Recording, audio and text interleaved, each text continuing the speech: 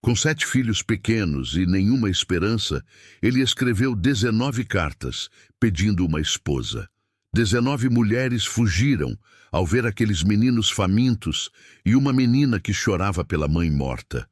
Mas a vigésima olhou nos olhos dele e disse algo que mudaria tudo. Eu também tenho 6. Era uma época em que as terras do interior ainda guardavam histórias que nenhum livro ousaria contar.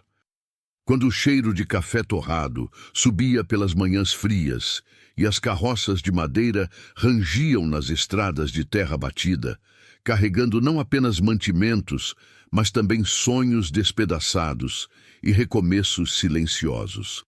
Naqueles tempos, final do século XIX, as fazendas se espalhavam como pequenos mundos isolados, onde a palavra de um homem valia mais que qualquer papel assinado, e onde a solidão podia ser tão pesada quanto um saco de milho nas costas. Era um Brasil de viúvas jovens e viúvos desesperados, de crianças que cresciam sem mãe e de mulheres que criavam filhos sem pai. As casas de pedra erguidas com suor ainda tinham paredes que testemunhavam rezas pela manhã e choros pela noite.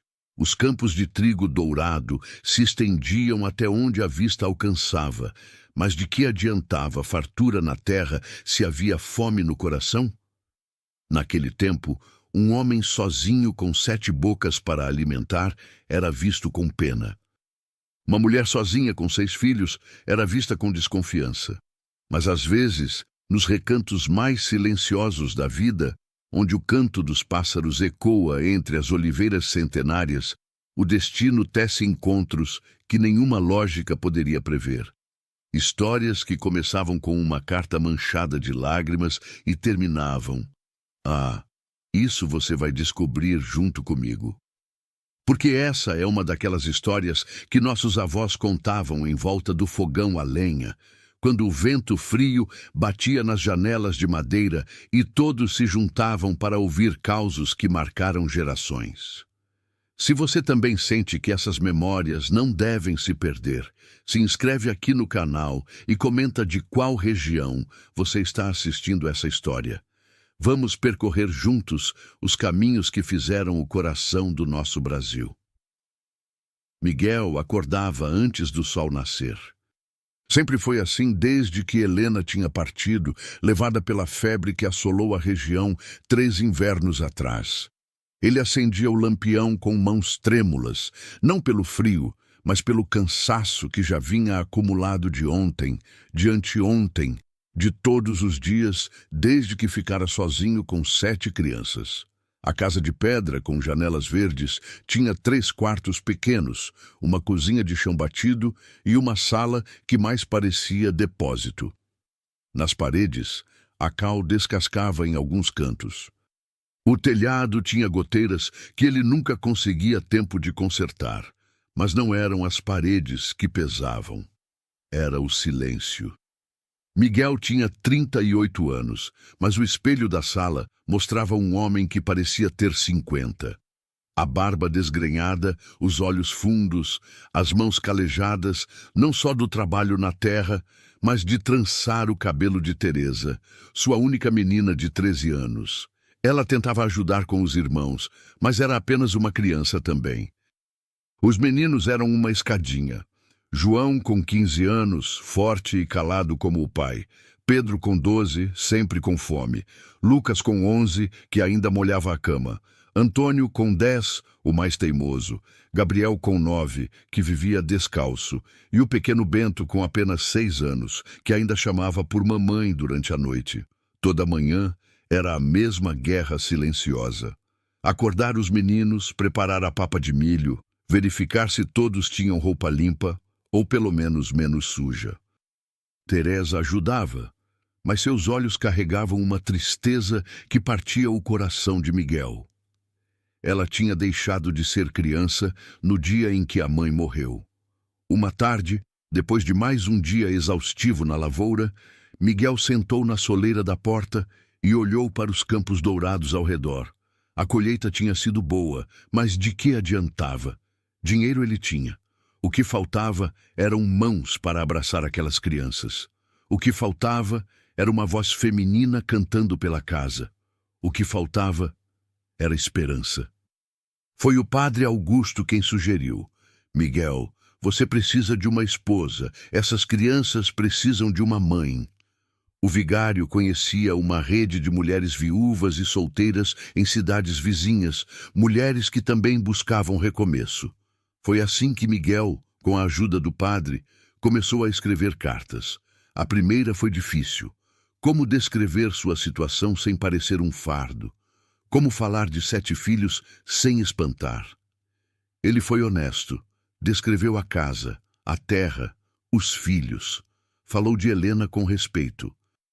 Ofereceu casa, comida, proteção e colocou a carta no correio com um fio de esperança. 3 semanas depois, a resposta veio. A mulher agradecia, mas recusava. 7 crianças é responsabilidade demais para mim. Miguel respirou fundo e escreveu para outra. Depois outra e outra. Algumas respondiam educadamente, outras nem isso. Algumas marcavam de vir, mas ao chegarem e verem a realidade, 7 crianças barulhentas, famintas por afeto, grudentas, inventavam desculpas e partiam no mesmo dia. Uma delas chegou a ficar 2 horas. Sentou na sala enquanto os meninos a observavam curiosos. Teresa serviu café, mas quando Bento, o caçula, subiu no colo dela chorando e chamando-a de mamãe, a mulher levantou apavorada. Desculpe, não posso, foi tudo que disse antes de sair pela porta. Miguel escreveu 19 cartas. 19 mulheres disseram não.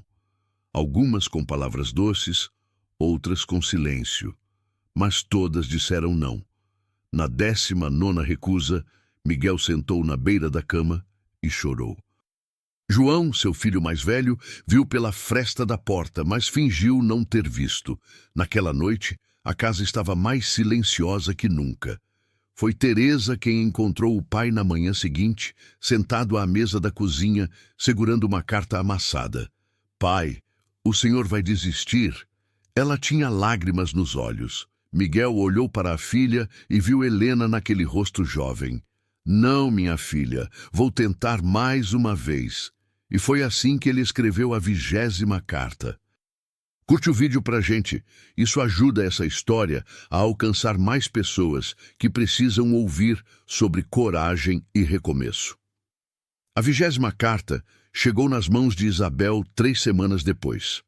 Ela morava numa cidadezinha a 2 dias de viagem, numa casinha ainda menor que a de Miguel, com paredes de taipa e teto de palha. Isabel tinha 35 anos, mas a vida já tinha cobrado caro. Viúva há 4 anos, ela criava sozinha 6 filhos. Diferente de Miguel, Isabel não tinha terras. Trabalhava lavando roupa para as famílias mais abastadas da região, costurava à noite, à luz de velas, e nos fins de semana vendia pães na feira. Seus filhos ajudavam como podiam. Mariana, a mais velha, com 12 anos, cuidava dos menores. Carlos, com 10, carregava a água do poço. Ana, com 9, varria a casa e ajudava na cozinha. Os 3 mais novos, Joaquim com 7, Daniel com 5 e a pequena Laura com apenas 4 anos, ainda tinham aquela inocência de quem não entendia completamente por que viviam com tão pouco. Mas Isabel sabia. Sabia que a cada mês estava mais difícil. Sabia que Mariana estava crescendo e logo precisaria de um dote que ela não tinha. Sabia que Carlos perguntava sobre o pai toda semana e ela não sabia mais o que responder. Quando a carta de Miguel chegou, trazida pelo carteiro que também entregava fofocas, Isabel a leu 3 vezes. Na primeira, achou absurdo. Um homem com 7 filhos? Ela já mal conseguia com 6.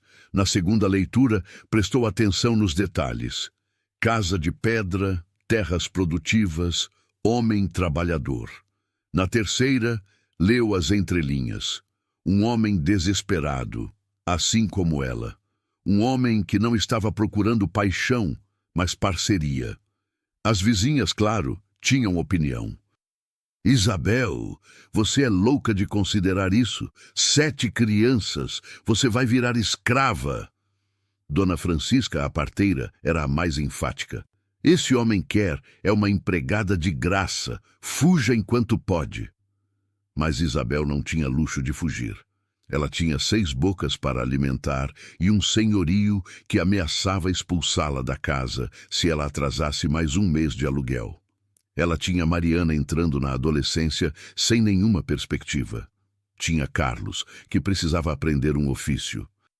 Tinha os pequenos, que mereciam algo melhor que aquela pobreza.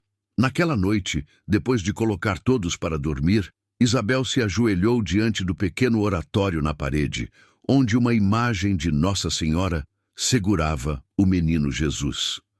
Mãe Santíssima, me ajude a decidir.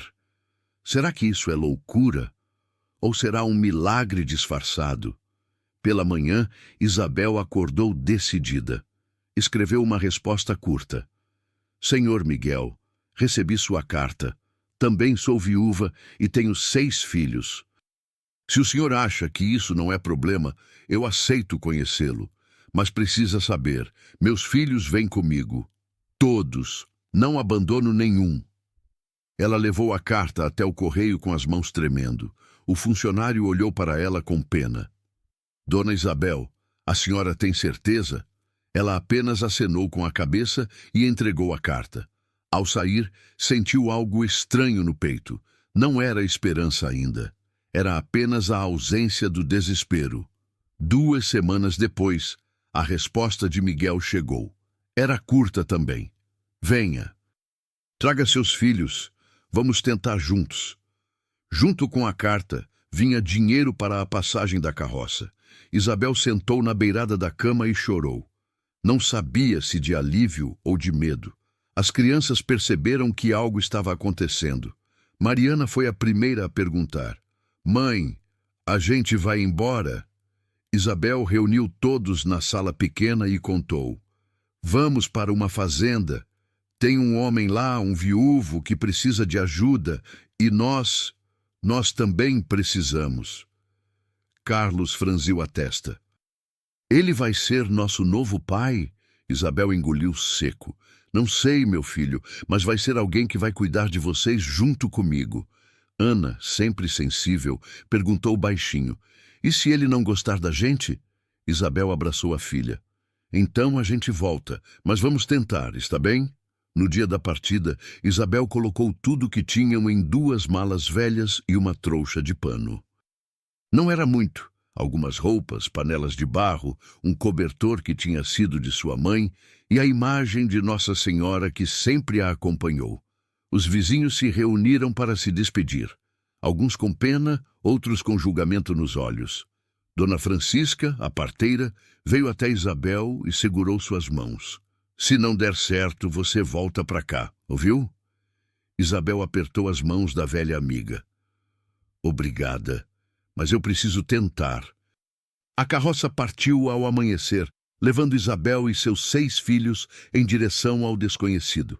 Durante todo o caminho, Isabel se perguntou a mesma coisa. Ela estava sendo corajosa ou insensata? Já pensou como seria tomar uma decisão assim? Deixa nos comentários o que você faria. A viagem durou 2 dias.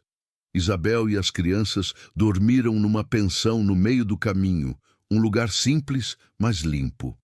Os pequenos estavam animados com a aventura, mas Mariana e Carlos permaneciam calados, desconfiados. Eles eram velhos o suficiente para entender que aquela mudança poderia ser para sempre. No segundo dia, quando a carroça finalmente virou na estrada que levava à propriedade de Miguel, Isabel sentiu o coração acelerar. A paisagem era bonita, campos dourados de trigo se estendiam até as colinas, oliveiras antigas ladeavam o caminho e, ao fundo, uma casa de pedra com janelas verdes se erguia contra o céu de fim de tarde. Miguel estava na soleira da porta. Viu a carroça se aproximando e sentiu um nó na garganta. Tinha preparado as crianças, avisado que uma mulher viria com filhos, mas ninguém realmente acreditou que ela apareceria. 19 já tinham fugido. Por que a 20ª seria diferente? Quando a carroça parou, Isabel desceu primeira. Era uma mulher de estatura mediana, cabelos castanhos presos num coque simples, vestido cinza remendado mas limpo. Tinha olhos cansados, mas havia firmeza neles. Miguel reconheceu aquele olhar. Era o mesmo que ele via no espelho, o olhar de quem não tinha mais o luxo de desistir. Senhor Miguel? Isabel estendeu a mão. Sou Isabel. Miguel apertou a mão dela, notando as calosidades. Mãos de trabalho, como as dele. Bem-vinda. Esses são seus filhos? Isabel acenou e, um por um, as crianças desceram da carroça, acanhadas e curiosas. Mariana veio primeira, segurando a mão de Laura, a caçula. Depois Carlos, tentando parecer corajoso. Ana se escondeu atrás da mãe. Joaquim e Daniel vieram juntos, agarrados um no outro. Eram 6 crianças, cansadas da viagem, com roupas simples e olhos cheios de perguntas. Nesse momento, a porta da casa se abriu e os filhos de Miguel começaram a sair. Teresa foi a primeira, segurando Bento pela mão. Depois vieram os meninos, João, o mais velho, com expressão séria, Pedro, Lucas, Antônio e Gabriel, todos enfileirados como soldadinhos, observando os recém-chegados com curiosidade e desconfiança. Isabel olhou para aquela fileira de crianças e sentiu um aperto no peito. Não eram 7 crianças, eram 7 vidas, 7 histórias, 7 dores de uma mãe que se foi. E agora se somariam aos seus 6. 13 crianças ao todo, 13 bocas, 13 corações precisando de colo. Por um instante, o silêncio foi absoluto. As crianças de um lado e do outro se mediam, como 2 grupos em território desconhecido. Isabel sentiu vontade de voltar para a carroça. Miguel viu o medo nos olhos dela e entendeu. Era a mesma coisa que as outras 19 tinham sentido antes de fugirem. Mas então, algo aconteceu. Bento, o caçula de Miguel, se soltou da mão de Teresa e correu até Isabel. Abraçou as pernas dela e olhou para cima com aqueles olhos grandes e úmidos. Você é a nova mamãe? A voz era fina, cheia de esperança. Isabel sentiu as lágrimas queimarem seus olhos. Agachou-se e ficou na altura do menino. Eu posso tentar ser, se você deixar. Bento sorriu, e aquele sorriso quebrou a tensão do momento. Laura, a caçula de Isabel, também se aproximou curiosa. Você tem galinha? Perguntou para Bento. Tenho, quer ver? E assim, como só crianças sabem fazer, as 2 caçulas correram juntas para os fundos da casa. Miguel e Isabel se entreolharam. Havia ali um acordo silencioso. Nenhum dos 2 estava naquela situação por amor. Estavam por necessidade, por cansaço, por desespero. Mas talvez, apenas talvez, aquilo pudesse virar algo mais do que sobrevivência. A casa é pequena, Miguel começou a explicar, um pouco envergonhado. Mas tem 3 quartos. As meninas podem ficar juntas num, os meninos maiores noutro e os pequenos comigo e com você. Ele pausou, percebendo como aquilo soava estranho. Isabel apenas assentiu. Está bom, a gente se acostuma. Naquela noite, Isabel preparou jantar para todos. Era simples, sopa de legumes com pão. Mas pela primeira vez em anos, a mesa da casa de Miguel estava cheia. 13 crianças, 2 adultos e um silêncio desconfortável enquanto todos comiam. Algumas crianças se cutucavam, outras riam baixinho, mas os mais velhos, Mariana, João e Teresa, permaneciam calados, carregando o peso de serem os responsáveis. Depois do jantar, Isabel colocou seus filhos para dormir no quarto que Miguel tinha preparado. Mariana ajudou com os menores acomodando cobertores no chão, pois não havia camas suficientes. Mãe, vai dar certo? Sussurrou a menina. Isabel alisou o cabelo da filha. Eu não sei, meu amor. Mas a gente chegou até aqui. Não vamos desistir agora. No quarto ao lado, Miguel fazia o mesmo com seus filhos. João, o mais velho, estava desconfiado. Pai, ela vai ficar? Miguel respirou fundo. Eu espero, meu filho. Eu realmente espero. Bento, já quase dormindo, murmurou. Eu gostei dela. Miguel sorriu, mesmo no escuro. Talvez houvesse esperança, afinal. Naquela noite, Isabel não dormiu. Ficou olhando pela janela pequena do quarto, vendo as estrelas sobre os campos. Tinha feito a coisa certa? Ou tinha colocado seus filhos numa situação ainda pior? Mas então lembrou da casa de taipa que deixara para trás, do senhorio cobrando, da fome nas noites de inverno. Não, aqui tinha comida, tinha um teto, tinha chance. O que Isabel não sabia, e Miguel também não, era que esse era apenas o primeiro dia de muitos desafios, porque juntar duas famílias quebradas não cria automaticamente uma família inteira. Às vezes, antes de curar, é preciso sangrar um pouco mais.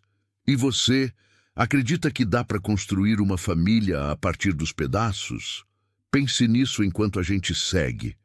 Os primeiros dias foram uma dança estranha. Isabel acordava antes do sol, como sempre fez, e começava a preparar café para todos.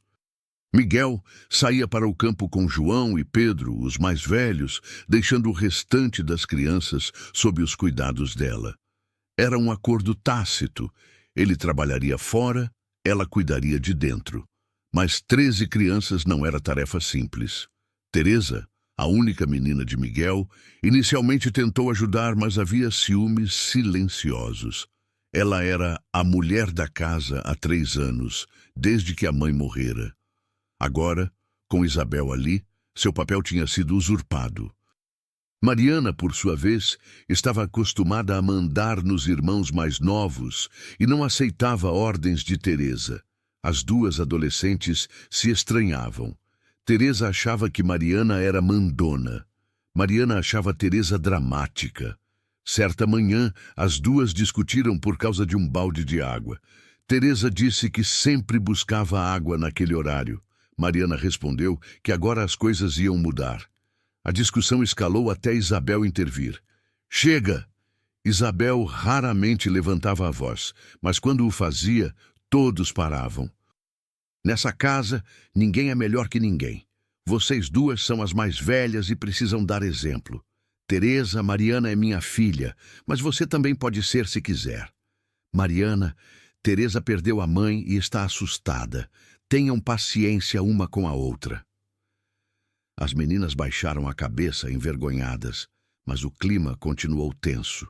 Os meninos também tinham suas disputas.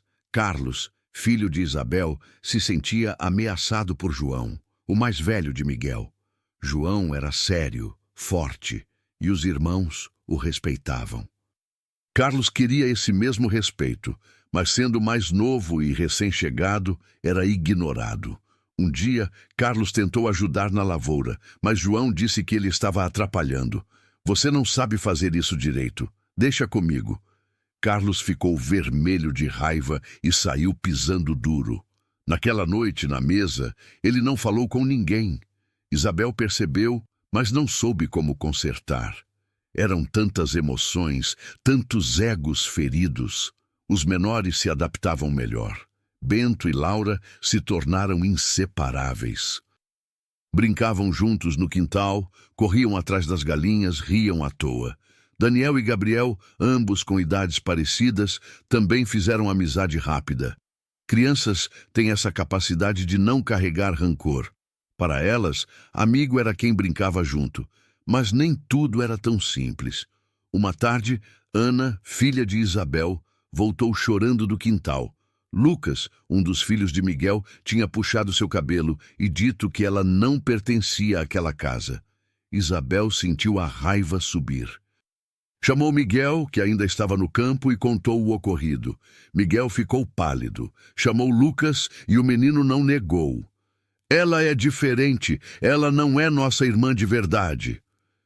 Miguel se agachou na frente do filho. Lucas, essa é nossa casa agora. De todos. Se você machucar alguém aqui, vai machucar a mim também. Peça desculpas. Lucas, relutante e com os olhos cheios de lágrimas, murmurou um pedido de desculpas para Ana. Mas Isabel viu que não era suficiente. Não eram apenas crianças brigando. Era rejeição, era medo, era luto ainda não processado. Aquelas crianças perderam a mãe. Agora tinha outra mulher na cozinha, outra voz dando ordens, outras crianças dividindo a atenção do pai. Claro que doía. À noite, depois que todos dormiram, Isabel e Miguel conversaram pela primeira vez desde que ela chegara. Estavam sentados na soleira da porta, olhando para as estrelas. Miguel, talvez isso tenha sido um erro, Isabel disse com a voz cansada. As crianças não estão se dando bem. Elas sofrem. Miguel ficou em silêncio por um longo momento. Depois, respirou fundo. Isabel, vou ser honesto com você. Quando escrevi aquela carta, eu estava desesperado. 19 mulheres fugiram. 19. Eu já não tinha esperança. Mas você veio. E eu agradeço por isso. Mas preciso te contar algo. Isabel virou o rosto curiosa e apreensiva. Miguel continuou. Você não foi a primeira que aceitou vir. Você foi a 20ª. Mas das 19 anteriores, todas fugiram ao ver meus filhos. Algumas nem ficaram 1 hora. Uma delas entrou, olhou para as crianças e saiu pela mesma porta sem dizer uma palavra. Isabel sentiu o peito apertar. Por que me conta isso agora? Miguel olhou para ela com honestidade crua. Porque eu vi você olhando para a carroça hoje cedo. Vi que você pensou em ir embora, e eu não vou te prender aqui. Se você quiser partir, eu entendo. Mas... Ele pausou, engolindo o nó na garganta. Por favor, dê mais 1 semana. Só uma. Deixe as crianças se acostumarem. Isabel ficou em silêncio. Olhou para a casa, ouviu o som abafado de uma criança tossindo lá dentro, sentiu o cheiro de terra molhada da chuva que começava a cair.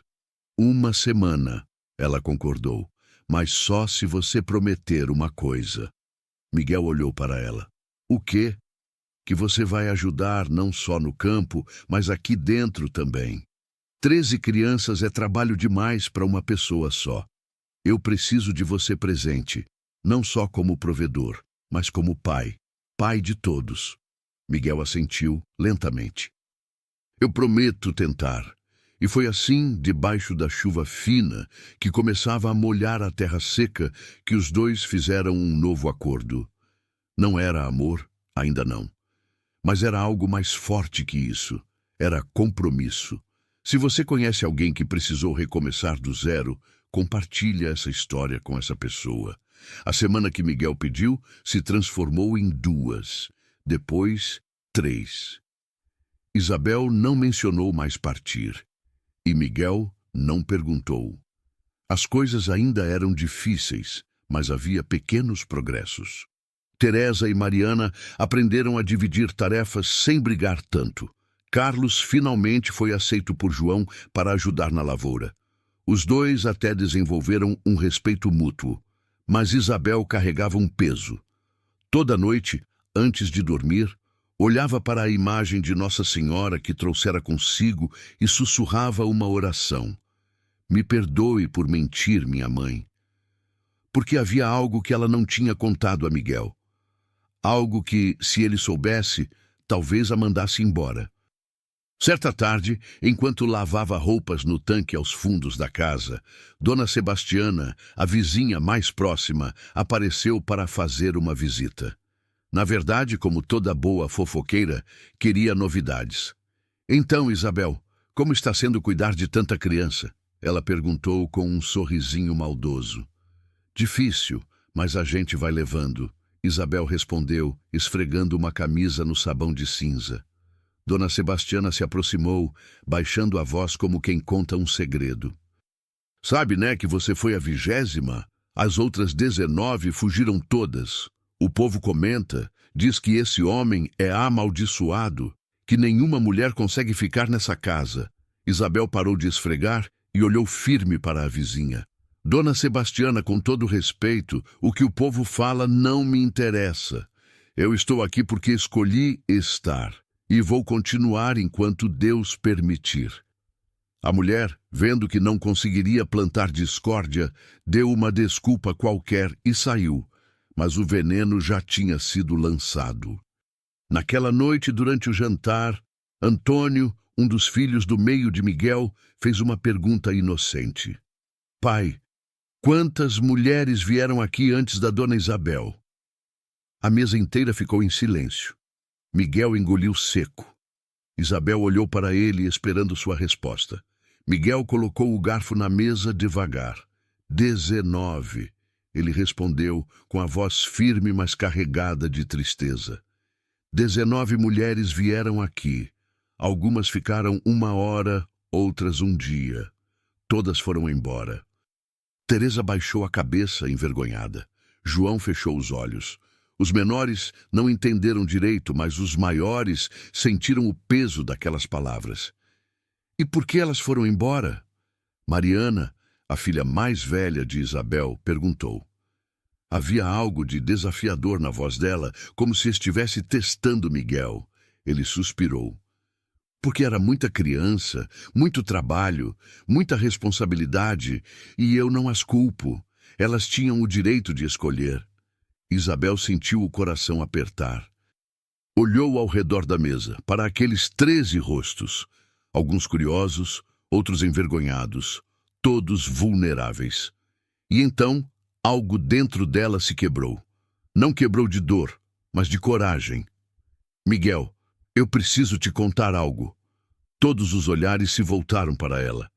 Miguel franziu a testa apreensivo. Isabel respirou fundo. Eu não fui a 20ª.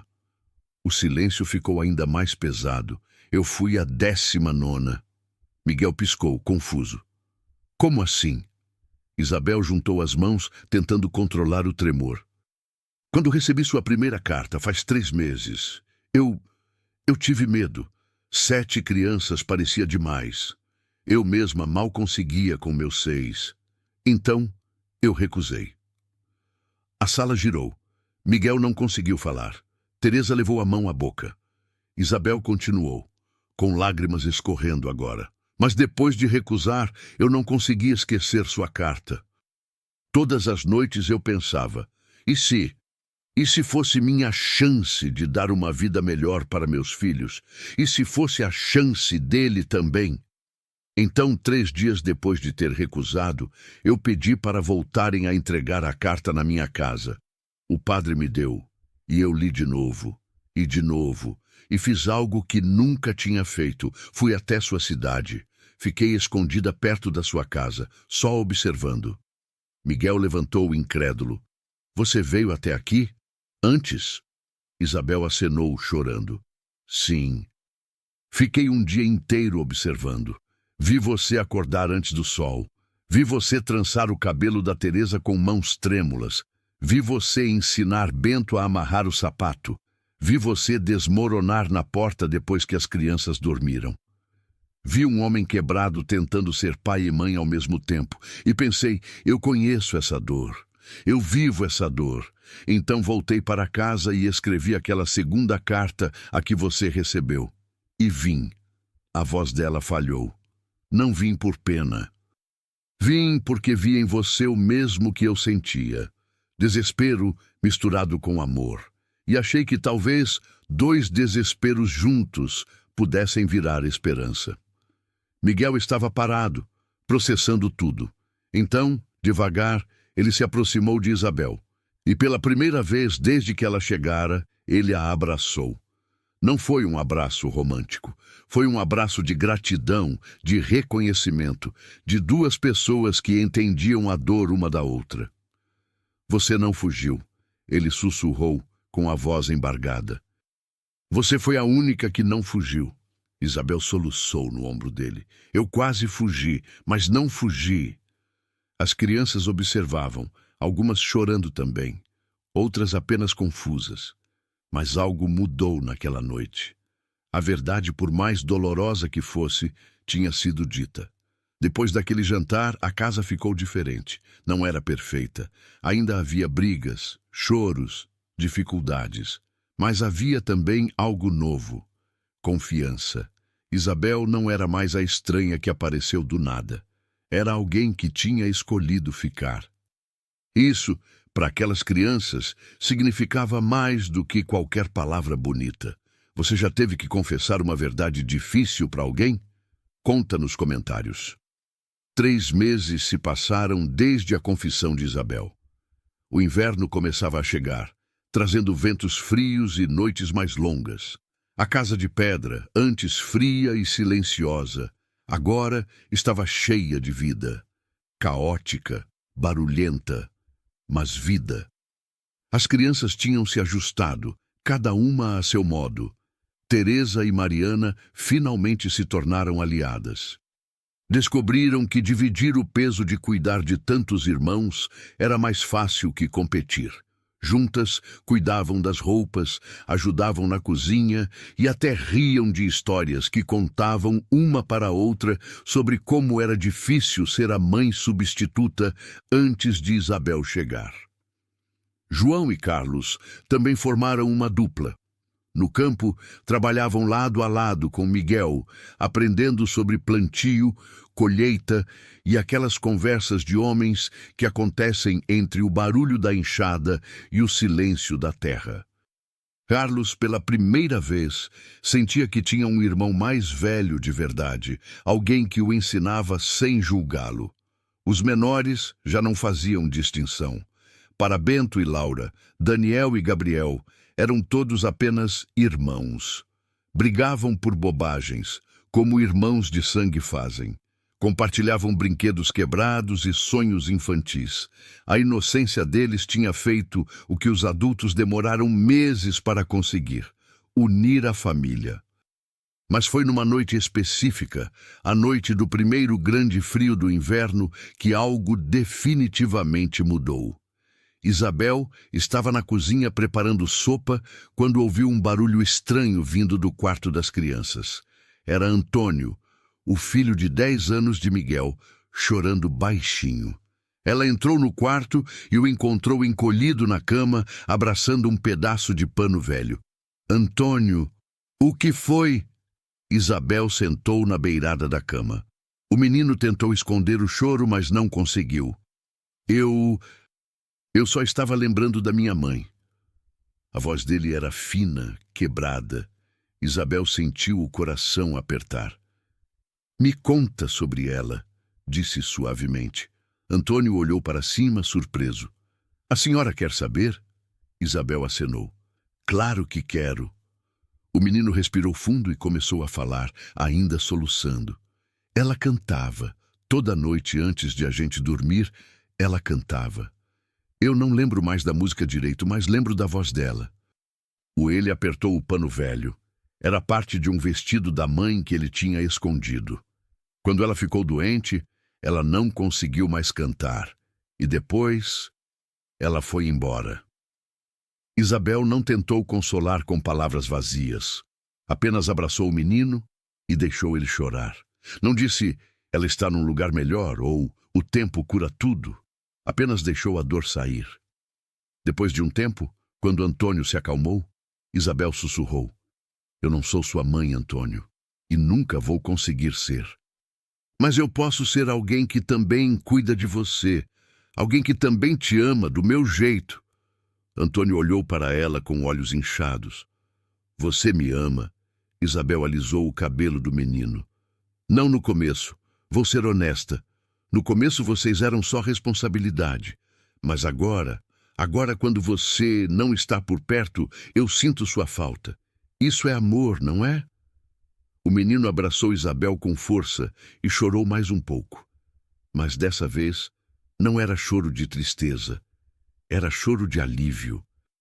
Era o choro de uma criança que finalmente tinha permissão para sentir saudade da mãe que se foi, sem sentir culpa por aceitar a mãe que chegou.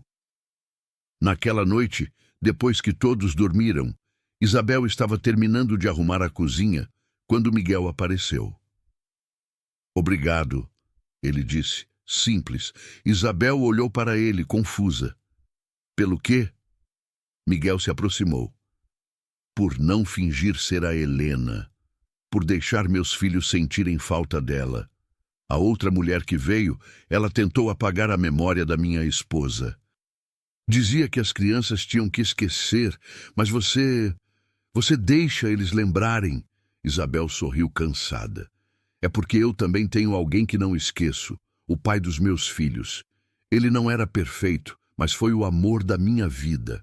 E eu ensino meus filhos a honrarem a memória dele. Então entendo seus filhos. A gente não substitui quem se foi, Miguel. A gente só adiciona mais amor. Miguel ficou olhando para Isabel como se a visse pela primeira vez.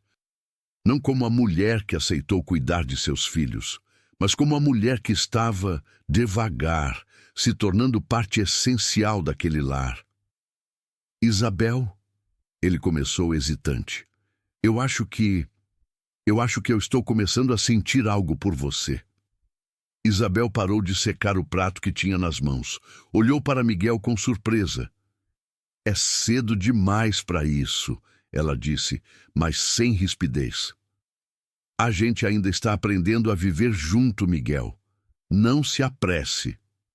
Ele assentiu, um pouco envergonhado. Eu só queria que você soubesse. Você não é mais só uma ajuda. Você é importante. Isabel se aproximou e, pela primeira vez, tocou o rosto dele com carinho. Você também é importante para mim. Mas vamos devagar, está bem? Por nós e pelas crianças. Miguel segurou a mão dela contra seu rosto por um momento, depois deixou que ela voltasse ao trabalho. Naquela noite, pela primeira vez em anos, ambos dormiram sem aquele peso de solidão no peito. Não estavam apaixonados ainda. Mas estavam construindo algo mais sólido que paixão. Estavam construindo confiança, companheirismo e algo que começava a se parecer com amor. E foi assim, entre panelas de sopa e choros de crianças, que aquela casa de pedra finalmente começou a virar um lar de verdade. Se essa história está tocando você, compartilha com alguém que precisa acreditar em recomeços. 5 meses depois da chegada de Isabel, a vida na fazenda tinha encontrado um ritmo. As crianças estudavam em casa com a ajuda de Isabel, que sabia ler e escrever, uma raridade entre mulheres da época. Miguel e os meninos maiores cuidavam da lavoura, que tinha sido generosa naquele ano. A mesa sempre tinha comida. As roupas, embora remendadas, estavam limpas. Era uma vida simples, mas digna. Mas a paz nunca dura para sempre. Numa tarde de céu pesado, chegou uma notícia que abalaria tudo. O padre Augusto, o mesmo que tinha ajudado Miguel a encontrar Isabel, apareceu na fazenda com uma expressão grave. Miguel, preciso falar com você, e com Isabel também. Os 3 se sentaram na sala. O padre tirou o chapéu e respirou fundo. Miguel, chegou uma denúncia na paróquia. Anônima, mas séria. Miguel franziu a testa. Denúncia de quê? O padre olhou para Isabel antes de continuar. Dizem que vocês não são casados na igreja. Que vivem em pecado e que Isabel está corrompendo as crianças ao viver assim. Isabel ficou pálida. Miguel se levantou furioso. Quem disse isso? Foi a dona Sebastiana ou algum outro fofoqueiro do vilarejo? O padre levantou a mão pedindo calma. Não posso revelar quem foi, mas a denúncia chegou até o bispo. Ele está exigindo que ou vocês se casem formalmente na igreja ou Isabel terá que deixar a casa. O silêncio caiu como um peso. Isabel olhou para as próprias mãos tremendo. Miguel se virou para o padre, tentando controlar a raiva. Padre, a gente vive aqui há meses, cuidamos dessas crianças juntos, ninguém está vivendo em pecado, dividimos a casa, não a cama. O padre suspirou. Eu sei, Miguel, e eu defendi vocês. Mas o bispo não é como eu. Ele vê uma mulher morando com um homem sem laços sacramentais, e isso basta para escandalizar. Se vocês não se casarem, ele pode até mesmo impedir que as crianças recebam os sacramentos. Isabel finalmente falou com a voz baixa. Então a gente se casa. Miguel olhou para ela surpreso. Isabel, você tem certeza? Ela levantou o rosto e havia determinação ali. Eu não vim até aqui para ser expulsa por fofoca. Essas crianças precisam de mim. E eu preciso delas. Se casar na igreja é o que precisa ser feito, então vamos fazer. Miguel se aproximou dela. Mas você não merece um casamento assim, forçado por pressão. Você merece ser escolhida, não obrigada. Isabel sorriu tristemente. Miguel, eu já fui escolhida. Você me escolheu quando escreveu aquela carta. Eu te escolhi quando voltei. As crianças nos escolheram quando pararam de nos chamar de estranhos. O resto é papel. O padre, aliviado, marcou a cerimônia para o domingo seguinte.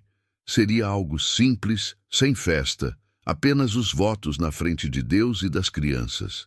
Mas aquela decisão desencadeou algo inesperado nas crianças. Teresa foi a primeira a perguntar. Pai, se o senhor casar com a dona Isabel, ela vai ser nossa mãe de verdade? Miguel olhou para a filha e escolheu as palavras com cuidado. Teresa, ela já é mãe de verdade, com ou sem papel. O casamento só vai fazer oficial o que já é real. Mas João, o mais velho, não estava convencido. Naquela noite ele confrontou o pai no celeiro. Pai, o senhor vai esquecer da nossa mãe? A voz dele era dura, acusatória. Miguel sentiu como se tivesse levado um soco. João, como você pode pensar isso? Como não pensar? João estava com lágrimas nos olhos, mas não as deixou cair. O senhor vai casar com outra mulher, vai jurar amor eterno para ela. E a mãe? Ela vira o quê?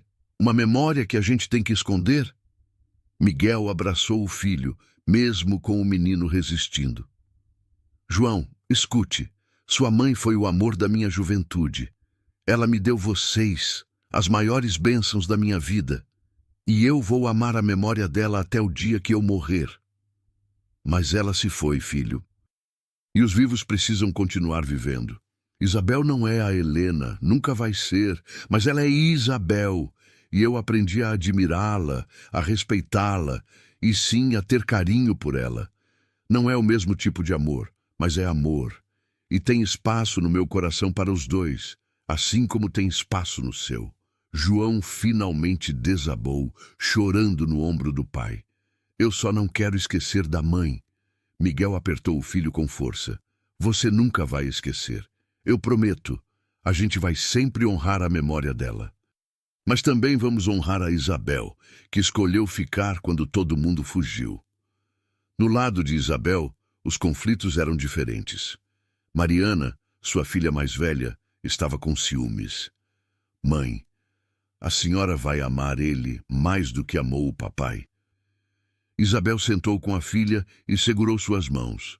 Mariana, amor não é uma competição. O que eu senti pelo seu pai foi especial. Ele foi meu primeiro amor, meu companheiro, o pai dos meus filhos. Miguel é diferente. É um companheiro de luta. É alguém que entende minha dor porque vive a mesma. Eu não sei se vou amá-lo da mesma forma que amei seu pai, mas eu sei que ele me trata com respeito, cuida de vocês como se fossem dele e me faz sentir menos sozinha. Isso não vale alguma coisa? Mariana abraçou a mãe e chorou. Eu só tenho medo que a gente perca a senhora também. Isabel acariciou o cabelo da filha.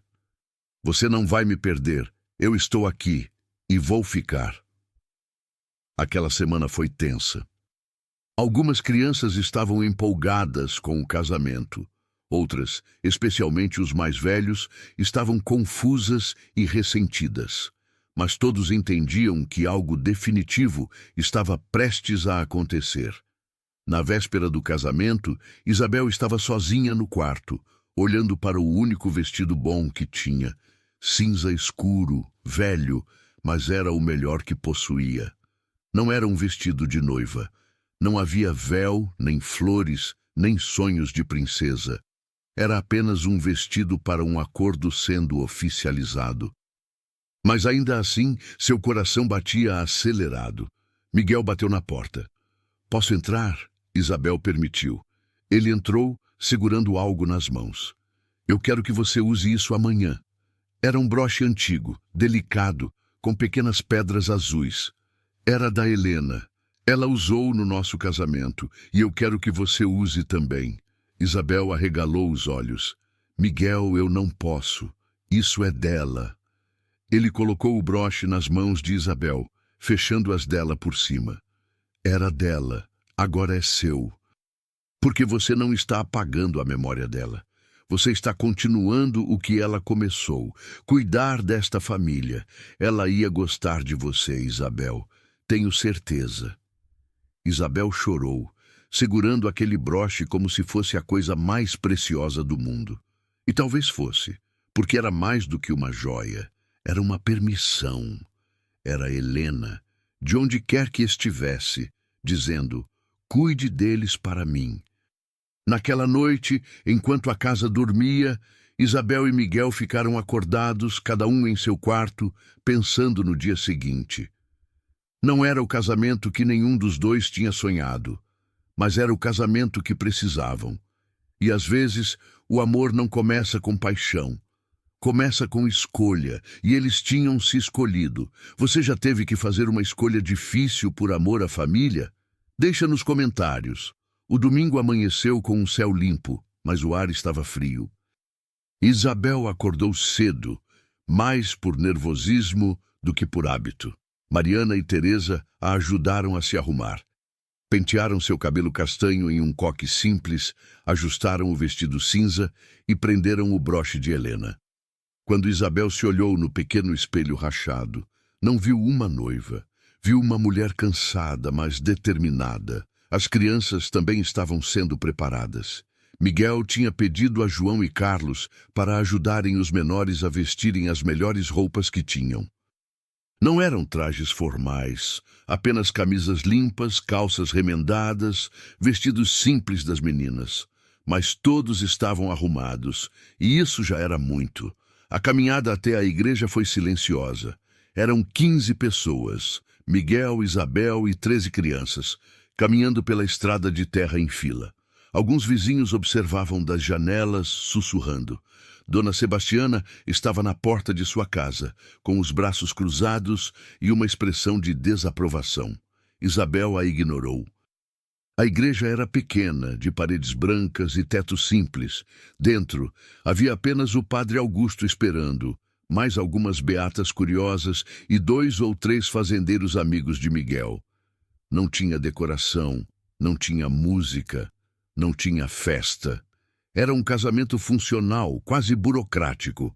Mas para aquelas 13 crianças sentadas nos bancos de madeira, observando, era o momento em que suas 2 famílias se tornariam oficialmente uma.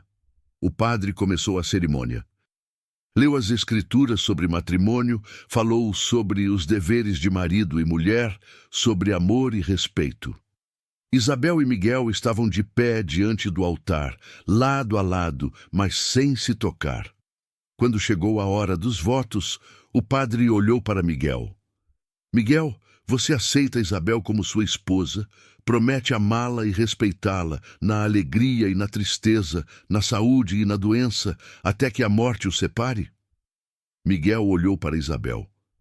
Não havia paixão naquele olhar, mas havia algo talvez mais valioso. Havia verdade. "Sim, aceito." O padre se virou para Isabel. "Isabel, você aceita Miguel como seu esposo, promete amá-lo e respeitá-lo na alegria e na tristeza, na saúde e na doença, até que a morte os separe?" Isabel respirou fundo, olhou para Miguel, depois para as crianças nos bancos. Todas olhavam para ela com expectativa, e então ela disse, firme, "Sim, aceito." Não houve beijo. O padre apenas os abençoou, declarou-os marido e mulher diante de Deus, e a cerimônia terminou. As crianças levantaram, algumas aplaudiram timidamente, outras apenas observavam. Quando saíram da igreja, Isabel era oficialmente a senhora da casa, a mãe legal daquelas crianças, a esposa de Miguel. No caminho de volta, Bento, o caçula de Miguel, correu até Isabel e pegou sua mão. Agora você é minha mãe de verdade? Isabel olhou para o menino e sorriu. Agora eu sou. Bento abriu um sorriso e apertou a mão dela com força. Laura, a caçula de Isabel, pegou a outra mão. E foi assim, com duas crianças pequenas, uma de cada lado, que Isabel caminhou de volta para casa como esposa. Naquela tarde, houve uma refeição especial, nada luxuoso, mas Isabel tinha preparado um ensopado caprichado e pão fresco. A mesa estava cheia, barulhenta, e pela primeira vez desde que todos se juntaram, havia risadas genuínas. Os mais velhos ainda carregavam suas reservas, mas até João sorriu quando Pedro fez uma piada boba. Depois do jantar, Miguel chamou todas as crianças para a sala. Ele e Isabel se sentaram na frente delas, como professores prestes a dar um anúncio. Crianças, eu sei que hoje foi um dia diferente, e eu quero deixar uma coisa clara. Miguel olhou para cada um dos rostos jovens. Isso aqui agora é uma família de verdade. Não importa se você nasceu deste lado ou daquele. Não importa se você é filho de sangue ou filho de criação. Isabel continuou onde Miguel parou. A partir de hoje, todos vocês têm um pai e uma mãe. Todos vocês são irmãos. E essa casa é de todos. Ninguém é visita. Ninguém é estranho. Estamos todos juntos, para o que der e vier. Ela pausou, emocionada. E eu prometo que vou cuidar de cada um de vocês como se tivessem vindo do meu próprio ventre. Teresa, sempre a mais sensível, começou a chorar. Dona Isabel... Isabel balançou a cabeça. Não, não sou mais Dona Isabel. Pode me chamar de mãe, se quiser. Não estou obrigando. Mas a porta está aberta. Teresa correu até Isabel e a abraçou soluçando. Mãe, pode ser mãe. Uma por uma, as outras crianças foram chegando perto. Alguns abraçaram Isabel, outros abraçaram Miguel. Alguns apenas ficaram próximos, mas todos sentiram. Algo tinha mudado. O papel assinado na igreja tinha feito oficial, mas o amor que estava sendo construído naquele momento, na sala simples daquela casa de pedra, era o que realmente importava. João, o mais velho e mais resistente, foi o último. Ele ficou de pé, observando a cena com os braços cruzados. Miguel olhou para o filho. João. O menino não respondeu imediatamente. Apenas olhou para Isabel, que estava rodeada de crianças. Então, devagar, ele deu 3 passos e parou na frente dela. Minha mãe foi a melhor mulher que já existiu, ele disse com a voz firme, mas trêmula. E ninguém vai ocupar o lugar dela. Ninguém. Isabel assentiu. Eu sei, João, e não quero ocupar o lugar dela. O menino continuou. Mas a senhora ficou. Quando ninguém ficou, a senhora ficou. E isso significa alguma coisa. Ele estendeu a mão formalmente, como um adulto faria. Isabel olhou para aquela mão, entendeu o que aquilo significava. Não era rendição, era trégua, era respeito. Ela apertou a mão dele. Obrigada, João, por me dar uma chance. Ele acenou, ainda sério, mas havia algo diferente em seus olhos. Não era amor ainda, mas era aceitação, e para Isabel aquilo bastava. Naquela noite, quando todos dormiram, Isabel e Miguel ficaram pela primeira vez sozinhos, como marido e mulher. Sentaram na varanda, olhando as estrelas. Você se arrepende? Miguel perguntou.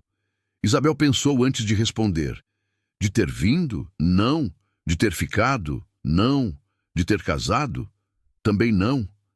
Ela olhou para ele. E você? Miguel segurou a mão dela, pela primeira vez com carinho genuíno. Eu escrevi 19 cartas, Isabel. 19 pedidos de socorro disfarçados de propostas de casamento. E 19 mulheres me rejeitaram. Eu tinha certeza que estava amaldiçoado, que nunca ia encontrar alguém disposto a carregar esse fardo comigo. Mas você veio, e não só veio, você voltou. Você me observou, me julgou, e ainda assim decidiu ficar. Eu não sei se acredito em milagres, Isabel, mas se eles existem, você é o meu. Isabel sorriu, com lágrimas nos olhos. Não fui eu sozinha, Miguel. Foi Deus apontando o caminho, para mim e para você. Eles ficaram ali, de mãos dadas, ouvindo o canto dos grilos e o vento nas oliveiras. Não se beijaram, não fizeram promessas apaixonadas. Apenas ficaram juntos, em silêncio, sabendo que dali em diante, não importava o que viesse, eles não estariam sozinhos. E para duas pessoas que tinham passado tanto tempo carregando o peso do mundo sozinhas, aquilo era mais precioso do que qualquer declaração de amor. O que você sentiu nesse momento da história? Deixa nos comentários. 7 anos se passaram. A casa de pedra tinha sido ampliada. Miguel e os meninos mais velhos construíram mais 2 quartos para acomodar melhor todos. As paredes agora tinham a cal renovada, o telhado não tinha mais goteiras, e havia até um pequeno jardim de flores que Isabel plantara na frente. As crianças tinham crescido. João, agora com 22 anos, tinha se casado e construído sua própria casa numa parte da propriedade. Teresa, com 20, estava noiva de um rapaz da cidade vizinha. Mariana, filha de Isabel, também tinha 19 e trabalhava como professora para as crianças da região. Carlos, com 17, era o braço direito de Miguel na lavoura. Os mais novos também tinham mudado. Bento, o caçula de Miguel, agora com 13 anos, era alto e forte como o pai. Laura, a caçula de Isabel, com 11, era a mais falante e alegre de todos. As crianças que um dia foram de famílias separadas, agora eram simplesmente irmãos. Brigavam, riam, se protegiam, exatamente como irmãos de sangue. Isabel e Miguel também tinham mudado. Os cabelos dele estavam mais grisalhos, as mãos dela mais enrugadas. Mas havia algo diferente neles. Havia leveza. O peso que ambos carregavam quando se conheceram tinha diminuído. Não sumiu. Dores antigas não somem, mas ficou mais leve. Uma tarde, enquanto Isabel preparava pão na cozinha e Miguel consertava uma cerca próxima, Teresa veio visitá-los com uma notícia. Pai, mãe, Isabel, vocês têm que saber de algo. Ela tinha lágrimas nos olhos, mas estava sorrindo. Eu estou esperando um bebê. Isabel largou a massa de pão e abraçou a enteada. Teresa, que notícia maravilhosa! Miguel veio correndo da varanda e abraçou a filha também. Vou ser avô! Ele exclamou com os olhos brilhando. Teresa olhou para Isabel. Mãe Isabel, eu quero que a senhora seja a madrinha. Isabel sentiu o coração apertar, de alegria dessa vez. Eu seria honrada, minha filha. Naquele momento, Miguel observou as duas mulheres abraçadas e sentiu gratidão profunda. Teresa tinha chamado Isabel de mãe, não Dona Isabel, não madrasta, mãe. Levou 7 anos, mas tinha acontecido naturalmente, sem forçar.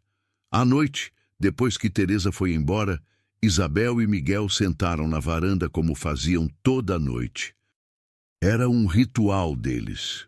Depois de um dia de trabalho, sentar ali em silêncio ou conversando, apenas apreciando a companhia um do outro. Miguel, Isabel começou. Você lembra do dia em que eu cheguei aqui? Miguel sorriu. Como esquecer?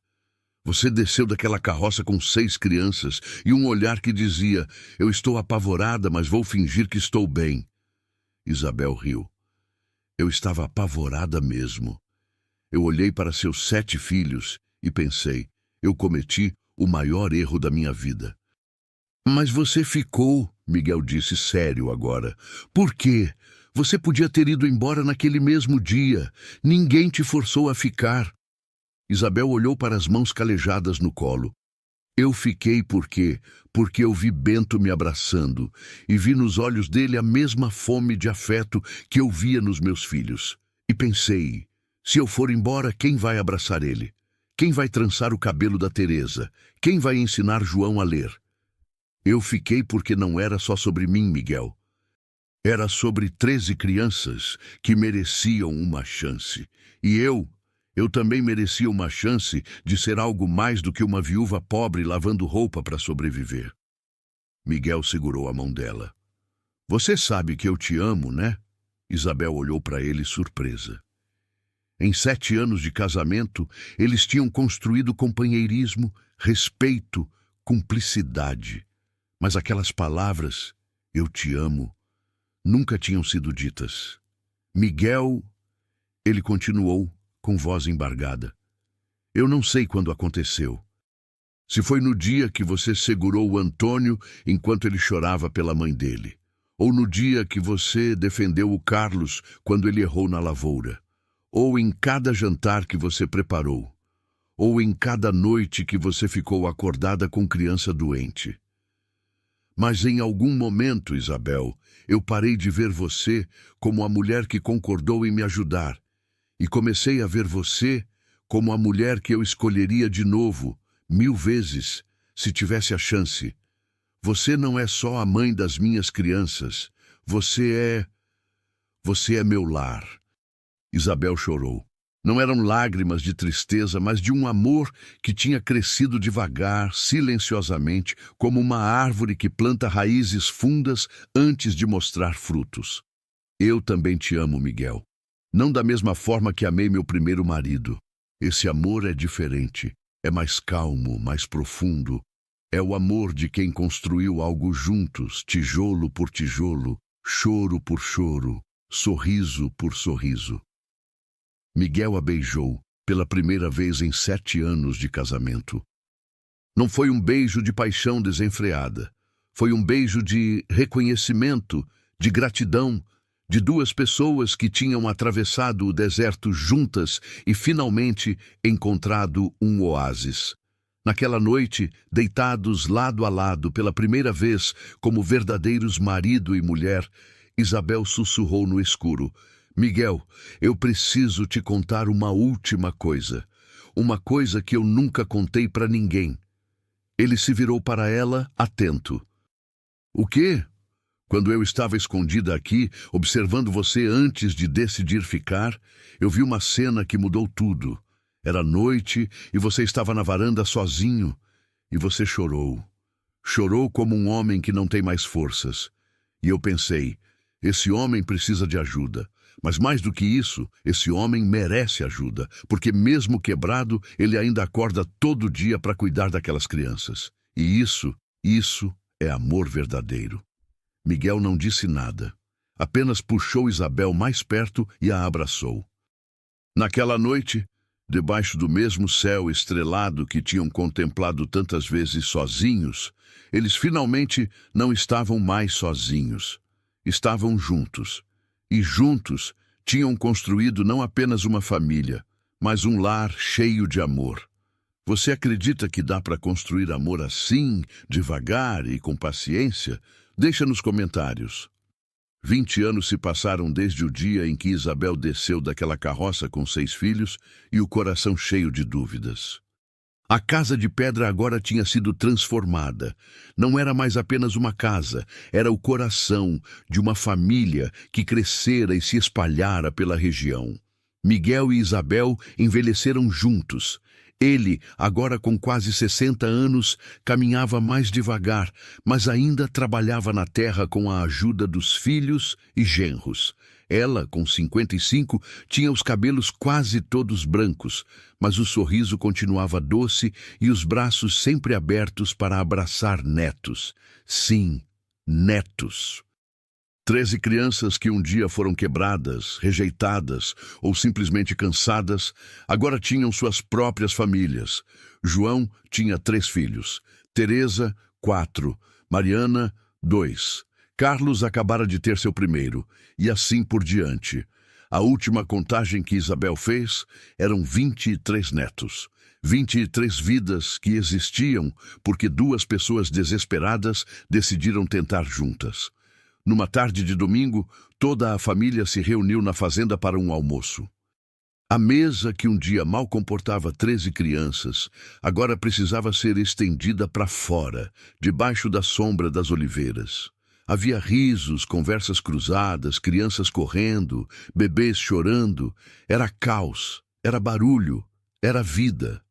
Durante o almoço, um dos netos mais novos, filho de Bento, perguntou inocentemente: Vó Isabel, é verdade que a senhora não é mãe de sangue do vovô Miguel? A mesa inteira ficou em silêncio. Todos os adultos olharam para Isabel, esperando sua resposta. Isabel sorriu, daquele jeito calmo que só a sabedoria dos anos traz. É verdade, meu amor.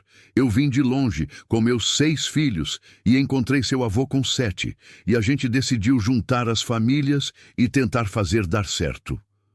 O menino franziu a testa, confuso. Mas então vocês não são irmãos de verdade. Ele apontou para os adultos ao redor da mesa. João, o filho mais velho de Miguel, foi quem respondeu. Somos sim, garoto, porque família não é só quem nasce do mesmo sangue. É quem fica quando tudo está difícil. É quem divide o pão quando falta. É quem segura sua mão quando você chora. Ele olhou para Isabel com carinho. E essa mulher aqui segurou a minha mão muitas vezes. Mariana, filha de Isabel, completou. Eu cresci com esses meninos, briguei com eles, aprendi com eles. O sangue deles é diferente do meu, mas o amor é o mesmo. Teresa, emocionada, acrescentou. Minha mãe de sangue me deu a vida, mas a mãe Isabel me ensinou a viver. As duas são minhas mães. E não tem problema nenhum nisso. O neto ainda não entendia completamente, mas assentiu. Isabel olhou ao redor da mesa, para Miguel, que a observava com aquele sorriso tímido que ela aprendera a amar. Para os 13 filhos, agora adultos e com suas próprias histórias. Para os netos, a nova geração que nunca saberia o que era fome ou abandono, porque foram criados com amor. Depois do almoço, quando todos foram embora e a casa voltou ao silêncio, Miguel e Isabel sentaram na varanda. Era o lugar deles, sempre foi. Cansada? Miguel perguntou. Sempre, Isabel riu. Mas é um cansaço bom. Miguel segurou a mão dela, entrelaçando os dedos enrugados e calejados. Isabel, eu estava pensando numa coisa. Você lembra daquelas 19 cartas que eu mandei? As 19 mulheres que fugiram? Isabel assentiu. Lembro, você me contou. Eu passei muito tempo achando que era azar, que era maldição, que Deus tinha me esquecido. Ele pausou, olhando para o horizonte dourado. Mas agora eu entendo. Não era azar. Era Deus me guardando, guardando para você. Porque se qualquer uma daquelas 19 tivesse ficado, eu não teria você. E eu não consigo imaginar minha vida sem você. Isabel apertou a mão dele com lágrimas nos olhos. Miguel, eu também fui rejeitada muitas vezes antes de te conhecer. Senhores que não queriam contratar uma viúva com 6 filhos. Homens que me olhavam com desprezo. Vizinhos que me julgavam. E eu achava que era porque eu não era boa o suficiente. Mas não era isso. Era porque eu estava sendo preparada para isso. Para você, para essas crianças, para essa família.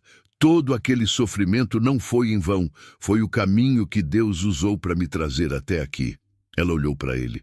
Valeu cada lágrima, Miguel. Cada momento difícil, valeu. Eles ficaram ali, na varanda, enquanto o sol se punha. 2 pessoas que um dia foram quebradas, desesperadas e quase desistiram, mas não desistiram. Escolheram tentar, escolheram ficar. E dessa escolha nasceu uma família, um lar, um legado. Anos depois, quando Miguel partiu primeiro, pacificamente dormindo, cercado pelos filhos, Isabel não desmoronou. Chorou sim, sentiu falta sim, mas não se perdeu. porque ela aprendera, ao longo daqueles anos, que amor não é dependência, é fortaleza, é raiz, é o que fica quando tudo passa. E quando Isabel finalmente partiu, aos 73 anos, também em paz, foi enterrada ao lado de Miguel. Na lápide simples de pedra, alguém teve a sensibilidade de escrever apenas: aqui descansam Miguel e Isabel. Ele escreveu 20 cartas, ela foi a única que ficou. Juntos construíram um lar. E toda a primavera, os 13 filhos, agora idosos também, voltam com seus netos e bisnetos para plantar flores no túmulo e contam a história. A história de como duas pessoas quebradas, com 13 crianças entre elas, decidiram que desespero, mais desespero, não é desistência. É esperança multiplicada. Essa história não é sobre um final feliz. É sobre um final verdadeiro. Porque nem toda história termina com um beijo no pôr do sol. Algumas terminam com mãos calejadas entrelaçadas, com panelas de sopa preparadas com amor, com 13 pares de sapatos enfileirados na porta, com o som de crianças rindo no quintal, com a certeza de que mesmo quando tudo parecia impossível, alguém escolheu ficar. E foi assim que Isabel entendeu, naquele dia observando Miguel escondida antes de decidir ficar. Não era sobre encontrar alguém perfeito. Era sobre encontrar alguém disposto a tentar junto. E juntos, 2 desesperos viraram uma família. 2 solidões viraram um lar. E 19 nãos viraram um sim, que mudou tudo. Se essa história tocou seu coração, se inscreve no canal e curta o vídeo para ele alcançar mais gente, e isso ajuda o canal a crescer. Aqui, cada história nasce da alma do nosso povo, e sempre tem outra esperando por você.